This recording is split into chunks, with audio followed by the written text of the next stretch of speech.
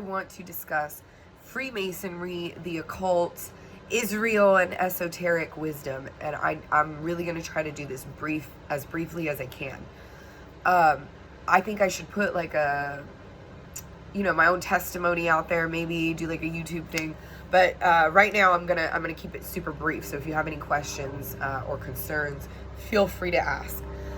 So basically, I'm in recovery, right? And this is not my first rodeo. I had gone to treatment about 4 years ago. I was in a really toxic relationship. I was kind of mimicking my parents' old behavior when I was little, and I thought that was normal until I came to the realization by myself with my, the God of my understanding, which is Yahweh. And I went into a treatment facility, Betty Ford. Okay, now, Mr. Ford, former President Ford, he's into the Masonic Lodge, the Masonic Temple. He's a Freemason. See, I'm talking about it right now. The helicopters are going overhead. That's exciting. Anyway, so I go to treatment, and I'm in the treatment facility. I'm all excited about, getting my life together. And I'm noticing there's some weird stuff going on. Now, I love the Betty Ford Center, and I give it up to anybody. Yeah, he is circling ahead. Isn't that funny? You start speaking the truth, and all of a sudden, I wonder who they're looking after. Yeah, it's a police helicopter. Anyway, back on track. So I go to Betty Ford Center, and my parents came out for Parents Week.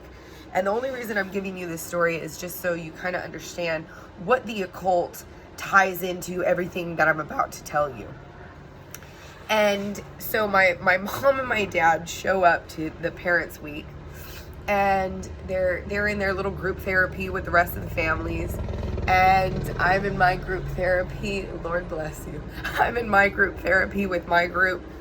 And one of the counselors comes to the door, and now she's like, not panicking, but she's letting me know the get down. And the get down is that my mom is basically not conforming to the group, and she's given him a bit of a problem, and she's upset. And wow, it doesn't even look like a police helicopter though. It looks like a newscaster. Oh, that's weird. They're right ahead. I'm glad I'm getting this on film. See? Speak the truth. I ain't scared of nobody. I ain't scared of no man. Anyway, so, she's trying to tell me, like, we're having problems, we're having difficulties. And I basically we're going to have, like, a session with my mom and the counselor. And I'm telling my mom, like, look, Mom, and I was pretty upset because she gets kind of, she can start getting a little fanatical. But I trust her and I believe her, and I know where she's coming from because she did raise me in the church. And that's a whole sect, and that has to tie into the link that I'm going to get to you, and all that evangelists and tele-evangelists and people that are making money off the good Lord, and that is satanic as well. So you cannot trust anybody in this world. Do you understand? Like, this is a human vessel. We all have, it's a spiritual war going on. So that's why you get gifts of the Spirit, where you can discern spirits, you can discern liars and manipulators, and nobody's perfect, and that's why we need Jesus. That's the point of the whole Bible. Nobody's perfect. We are all sinners. We all fall short of the glory of God. So we're sitting in this counseling session, and what a distraction. See, this is what the devil does. Lord Father God, just take the wheel right now. Help me get through this story. We're sitting in the session, and my mom's like, well, I saw you guys, and you guys keep doing the cornuto, and the cornuto is the devil horn sign, okay? I'm not even going to mimic it. It's the devil horn sign, and she's like, you guys have been doing it, and they were messing with her. And at first, I was really, okay, Ma, like, come on, I know that she walks with the Lord in her own way, and I was just a little skeptical. And it wasn't until, and I kept my cool while we were in the meeting, and I was very firm with her because I told her, you know what, she wanted to take me to a Christian program, but I was already settled. I was already, it was like a college for me. I was learning all these codependency, adult children of alcoholics, I was getting fed and nourished for the first time in my life. because I really wanted to change my ways so I can change my future, because I didn't want to keep living in the cycle that my parents had introduced to me, and that their parents had instilled. And I'm just talking about like the alcoholism and behaviors, and it's more of a behavioral disorder disease, if that's what you want to call it. So anyway, I saw them do the cornuto in front of my mother, the counselor, and I saw it. I couldn't believe what I saw, and she was enticing my mother to act crazy, and this is a fear tactic, and this is something that the occult does. And then I started noticing like everybody's certificates, everybody's degree came from a certain college, and they were all the same, and I thought, there's not a lot of diversity going on here. What's going on? So anyway, I put the smack down in front of the counselor on my mom. I said, I'm staying. This is it. And they were asking my mother to leave campus and not return. So fast forward, me and my mother are in the car, and I'm like, all right, let's really talk about what's going on. And I told her I saw it all. I saw everything. I saw them taunting. And I said, I'm going to stay because God is about to reveal something. Because if I leave, nothing's going to change this, and I need to figure it out and get to the bottom of it. Okay. So now I get out of rehab.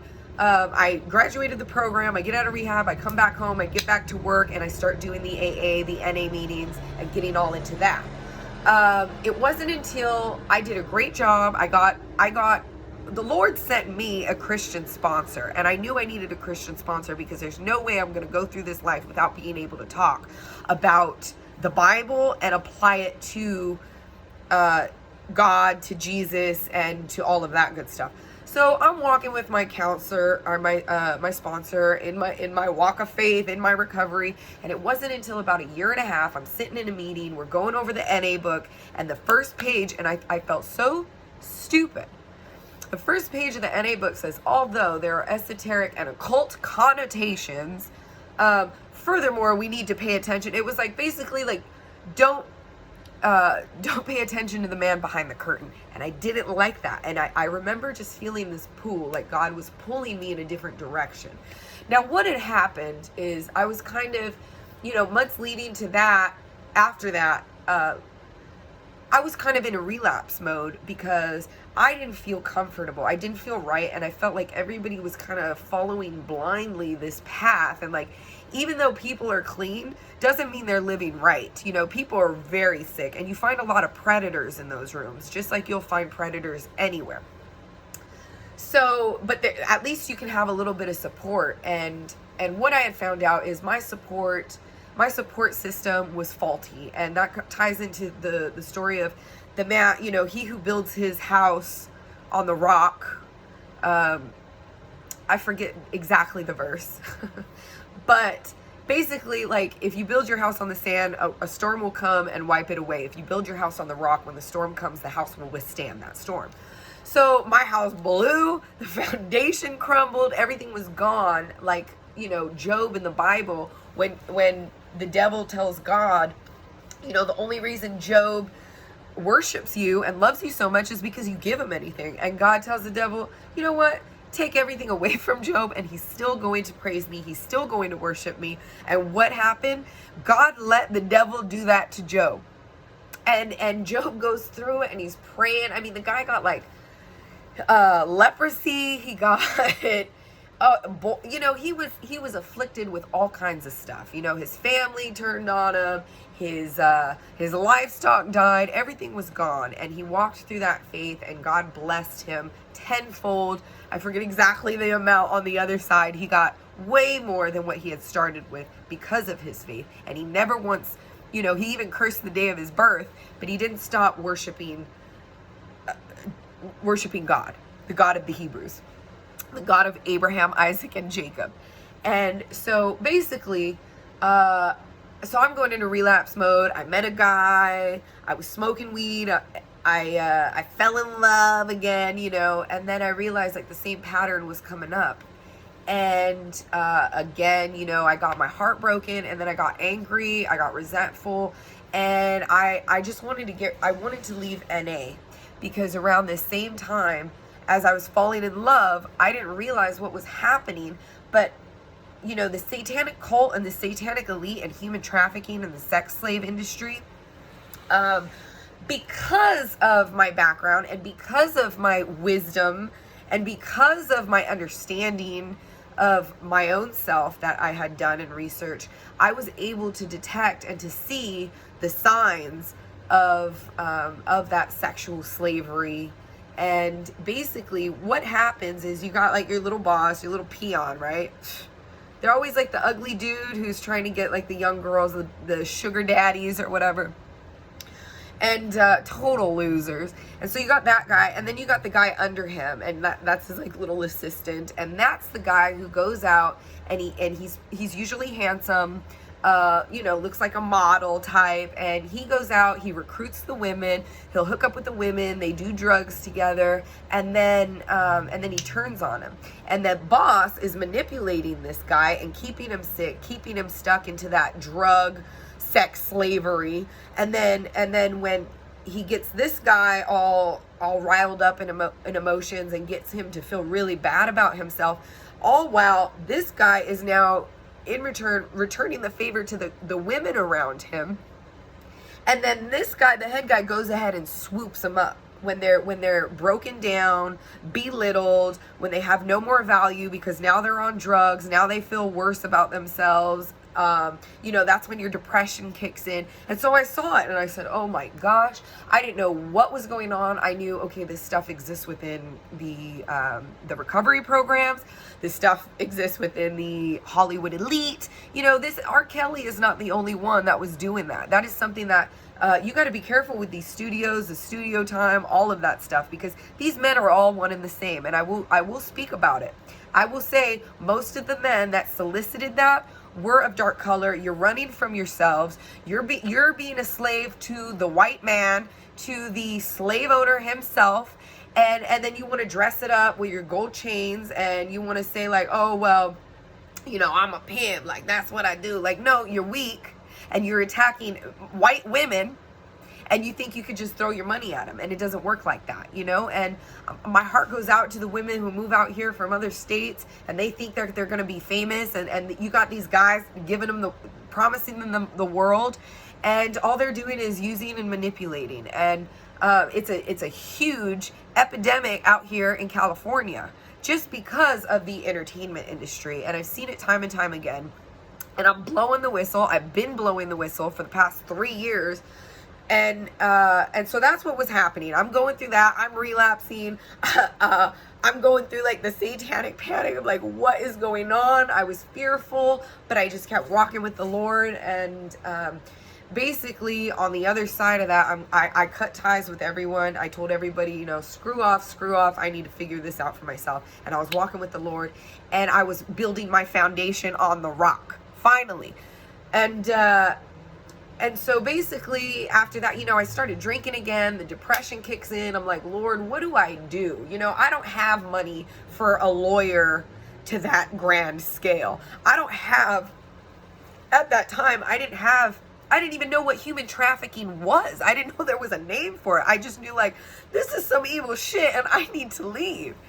And I didn't, I just knew like on the other side of this, I'll be able to talk about it and I'll be able to use it for my testimony, for somebody else, for, just to give some clarity to the next person that's going through the situation. And all around this time, I had just voted for Donald Trump. It was like 3 months later was my downfall. I got a new job. Both of my grandmothers died within a month of each other. I was really going through it. And I just noticed like, focus on myself, focus on what's at hand. And I was becoming enlightened all around the same time. I had a guy of black origin. There were a lot of black men around during this time.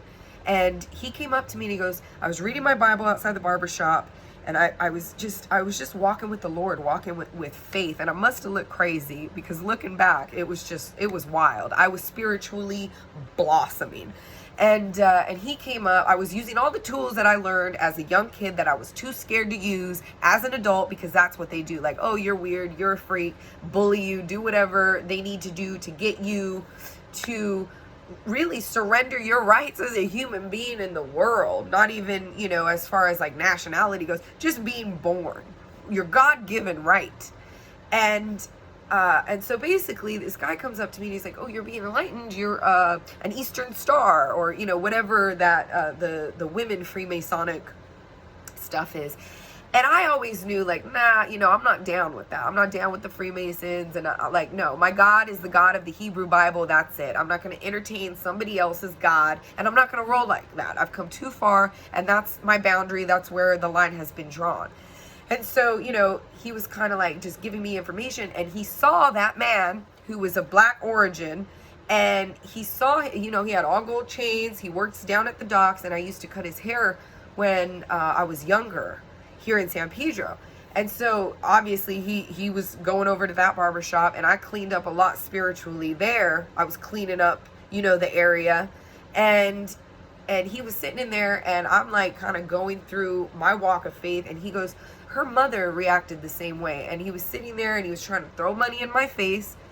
And I just thought, like, why is this happening? Why are all these people coming out of the woodwork right now and trying to attack me with you know, just trying to buy me in the sexual slavery kind of way. And he said her mother reacted like that. And I got so mad. I said, oh, hell no. Not only are you doing this to me right now, but you did this to my mother down at the docks. Like, how dare you? And so this guy, the one who was talking about, you know, oh, you're becoming enlightened, he's like, you see that guy right there? He's running from himself. He's running from his own color. And I was like, wow, that is the deepest thing I had heard, you know, up until that point, because I realized, you know, it isn't really about race. You got good and bad people all throughout the races. And you got your Romans, you got your Egyptians, and you got your Hebrews. And that just kind of tied into everything. This guy was being manipulated by trying to fit in with the rest of the union down there, with all these, you know, machismo, not even the machismo, just with that ego and with that, you know, and it's all fake. It's all false pride, and it's all bullshit. I don't want your money. You're nothing. You can't even call yourself a man at that point. Like, you're being used by the system itself. And men like that, they don't really have, they can't really stick up for themselves. Anyway, all I'm saying is, all that is happening. I'm building my foundation. I'm growing. And now I'm back in recovery. And the links that I put up there, one of them, it was like the first thing, A. made by Aleister Crowley. So I know it all ties in. I know it was all Freemasonic stuff.